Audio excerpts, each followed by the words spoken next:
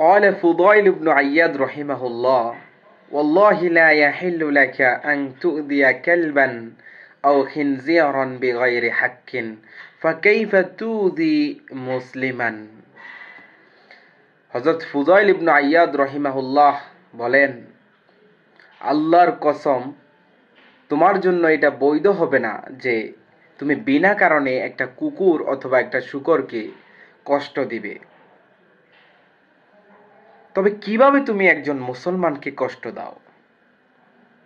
আপনারা কি চিন্তা করেছেন যে ফুদাইল ইবনে আইয়াদ রাহিমাহুল্লাহু তাআলার এই উক্তিটার ভার কত বেশি?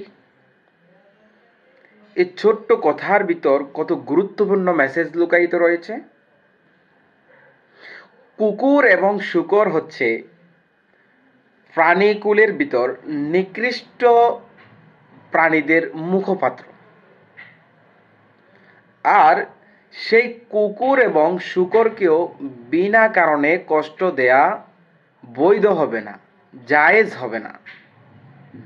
অথচ মুসলিম তো পরে প্রাণীকুলের ভিতর সবচেয়ে শ্রেষ্ঠ সর্বোত্তম প্রাণী মানুষ, আবার মানুষদের ভিতর শ্রেষ্ঠতম জাতি হচ্ছে মুসলিম। সেই মুসলিমকে আমরা কিভাবে কষ্ট দিই? আমাদের মুখের কথাবার্তার মাধ্যমে, আমাদের কাজকর্মের মাধ্যমে, হার হামেশাই আমরা মুসলমানদেরকে কষ্ট দিয়ে থাকি। এটা উচিত নয়। যেখানে একটা কুকুর অথবা শূকরকেও বিনা কারণে কষ্ট দেওয়া যাবে না, সেখানে মানুষ তো তাদের চাইতে অনেক শ্রেষ্ঠ।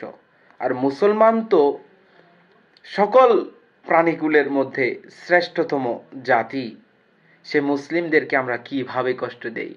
হযরত ফুদাইল ইবনে আইয়াদ রাহিমাহুল্লাহু তাআলার এই বাণীটি যেন রাসূলুল্লাহ সাল্লাল্লাহু আলাইহি ওয়াসাল্লামের সেই হাদিসটাকে স্মরণ করিয়ে দেয় যে মুহাম্মদুর রাসূলুল্লাহ সাল্লাল্লাহু আলাইহি ওয়াসাল্লাম বলেছেন, আল মুসলিমু মান সালিমাল মুসলিমুনা মিন লিসানিহি ওয়া ইয়াদিহি, যে মুসলমান তো সেই, প্রকৃত মুসলিম তো সেই যার হাত এবং মুখের আঘাত থেকে অপর মুসলিম ভাই নিরাপদ থাকে।